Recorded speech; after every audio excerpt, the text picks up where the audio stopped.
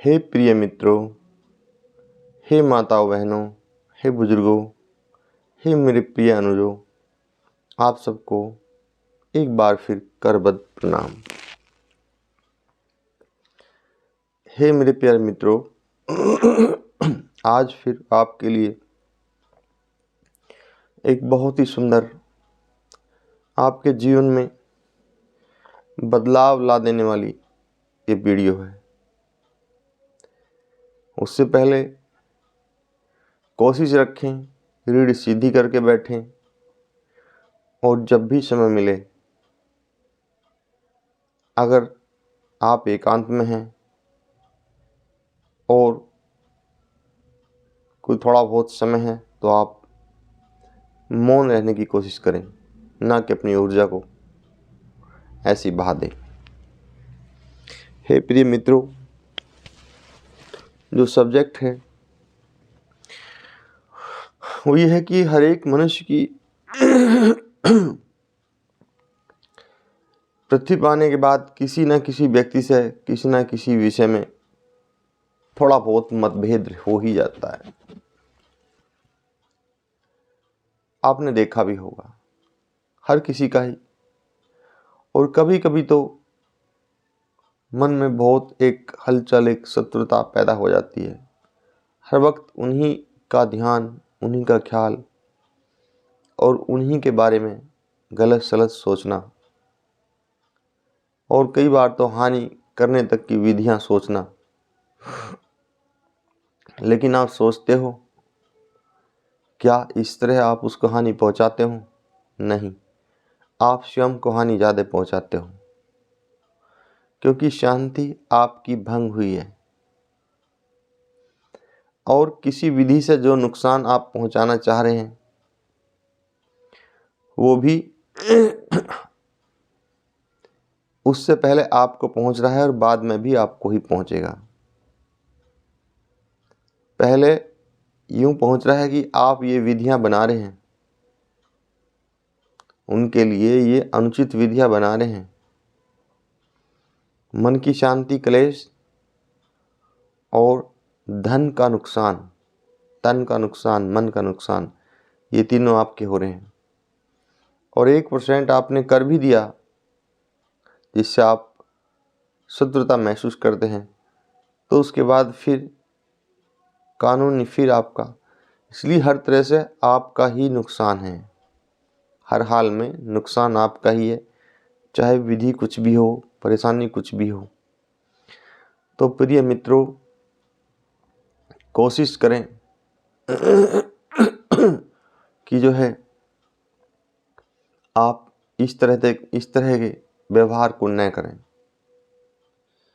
लेकिन फिर प्रश्न आता है कि जब सामने वाला कर रहा है तो क्यों न करें? और क्या ऐसा छोड़ सकते हैं?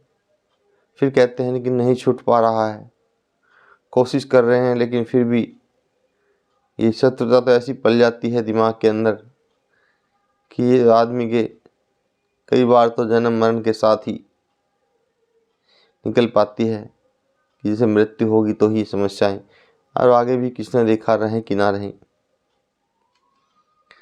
तो इन सब को यहीं पर ही समाप्त कर देना चाहिए, क्योंकि यही चीज़ें आपकी मुक्ति में बाधक होती हैं। जो आपकी जो है, आपके गुरु, आपके इष्ट किसी कारण से आपकी चीज़ से प्रसन्न हो गए, आपको मुक्ति के लिए प्रेरित कर रहे हैं वे और आप भी प्रयास कर रहे हैं, तो ये चीज़ें सबसे बड़ी बाधा होती हैं उसमें। अब विषय आता है कि बाधाएं तो हैं, लेकिन बाधाएं ये इतनी सहज से पार होने वाली तो नहीं है कि जितना कह दिया कि पार हो जाए बाधा। समाधान तो मेरे प्रिय मित्रों इस सृष्टि में हर चीज़ का है। अगर कोई समस्या बनी है तो उसका समाधान भी है। और ऐसे बताते हैं महापुरुष और ज्ञानी लोग, तो समस्या और समाधान साथ ही साथ जन्म लेते हैं। लेकिन क्या है, उसको कई बार वो ऐसा विलीन हो जाता है समाधान, इसे खोजने में बहुत समय लगता है और कई बार समस्या हाथ पे, समाधान भी ज़बान पे। तो ऐसा नहीं कि समाधान नहीं होता समाधान तो यहाँ हर चीज़ का है।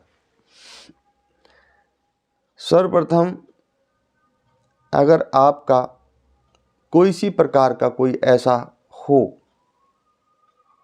कि जिससे आपके मन में कोई द्वेष या शत्रुता के बीज उत्पन्न हो गए हों, भले ही आपका कोई पड़ोसी हो, मित्र हो, रिश्तेदार हो, है ना, ये बहुत होते पता नहीं चल पाता। तो सर्वप्रथम आप उसकी अच्छाइयाँ देखनी शुरू करें। सर्वप्रथम उसकी अच्छाइयाँ देखनी शुरू करें। उसमें उसने कभी ना कभी आपके साथ कोई ना कोई अच्छा कार्य भी जरूर किया होगा, ये निश्चित है। आप जब उनकी अच्छाइयाँ देखेंगे, 10, 20, 30 अच्छाइयाँ देखी तो एक बुराई उसमें दब जाती है। फिर कभी देखना। और ये बहुत ही मैंने सरल विधि बताई है, लेकिन कभी कभी ये विधि भी काम नहीं कर पाती, तो क्या करें? तो कम से कम इतनी गूढ़ समस्या की एक से अधिक विधि तो होनी चाहिए, चाहे भले ही 2 हों। क्योंकि हमारे एक जो है हॉस्पिटल में आते थे, तो उनका माता और पुत्र का ही आपस में मुकदमा चल रहा था। एक ही पुत्र था और किसी वजह से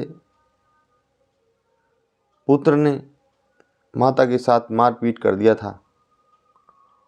तो माता भी हर वक्त परेशान थी, जब भी कभी बीमार होकर आती थी तो मैं कहा, अम्मा आप परेशान ना होया करें, ज़्यादा टेंशन ना लें।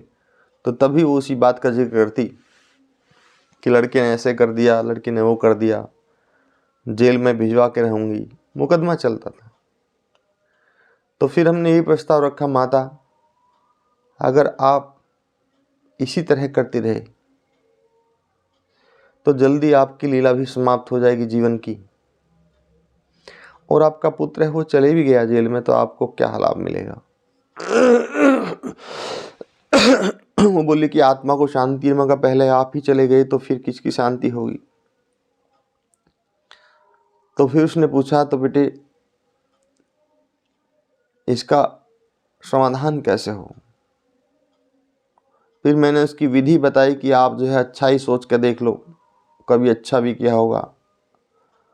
तो कुछ दिन बाद बोली कि थोड़ा बहुत 19-20 ही अंतर पड़ा है, बाकी जब द्वेष ज़्यादा होता है तो अच्छाई दिखाई देती नहीं है। तो फिर उनको भी मैंने जो विधि बताई वही मैं आपको बता रहा हूँ, क्योंकि जीवन बहुत लंबा है, कोई ना कोई ऐसा मामला हो ही जाता है। वो विधि ये है मेन कि आपको अगर जन्म जन्मांतर की ये समस्या ख़त्म करनी है और यही अध्याय बंद करना है, तो उसके लिए आप आत्मा से उसे अक्षमा कर दो, लेकिन आत्मा से, दिखावटी ना हो उसमें लेस मात्र भी। अगर आत्मा से आपने उसे अक्षमा कर दिया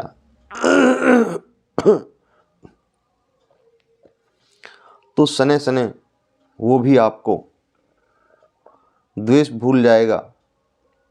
और मन में एक ख्याल रखें कि जो भी जिससे भी है कि उसी का नाम लेके कि अमुक मेरा मित्र है, ऐसा सारे दिन भी याद न रखे तो सुबह शाम 11 बार, 21 बार, 31 बार, 51 बार या 101 बार इस तरह दोहरा दें कि अमुक मेरा मित्र है, अमुक मेरा मित्र है। जो भी उसका नाम हो अमुक की जगह। फिर आप देखना सारी बुराइयां समाप्त होके अच्छाई में बदल जाएगी। खराब हुए कड़वे रिश्ते सदा के लिए अच्छे हो जाएंगे और आप सब एक प्रेम भरा जीवन जियोगे, आनंद के साथ जियोगे और कभी अनुभव करना आप, जो आनंद अक्षमा करने में है वो कभी भी द्वेष करने में हो ही नहीं सकता। द्वेष करने में आप अपने अंदर को अंदर से जला लोगे, सामने वालों को जला दोगे। जो आपकी ऊर्जा है वो गलत कार्य के लिए उपयोग हो रही है। और अक्षमा कर देने में आपने सामने वाले पे को एहसान करा दिया। एहसान में वो दब जाएगा, पता लगे ना लगे, लेकिन उसकी आत्मा तो एक्सेप्ट करती है। वो स्वतः ही एहसान में दब जाएगा और तुम्हारा अभिन्न मित्र या अच्छा तुम्हारे लिए हो जाएगा। हे मेरे प्यारे मित्रों, ये दैनिक जीवन से रिलेटेड बहुत अच्छी वीडियो थी और सुनने गुनने वाले के लिए तो बहुत अच्छी है। जैसे जिसके पेट में दर्द हो वो मेडिसिन लेता है तो उसके लिए तो रामबाण या ईश्वर तुल्य कार्य होता है, और जिसको नहीं है उसके लिए व्यर्थ है। तो हे मेरे प्यारे मित्रों, आप सबको मैं फिर एक बार कदबद्ध प्रणाम करता हूँ, क्योंकि समय काफ़ी हो चुका है। वीडियो लंबी हो जाएगी फिर। प्रणाम।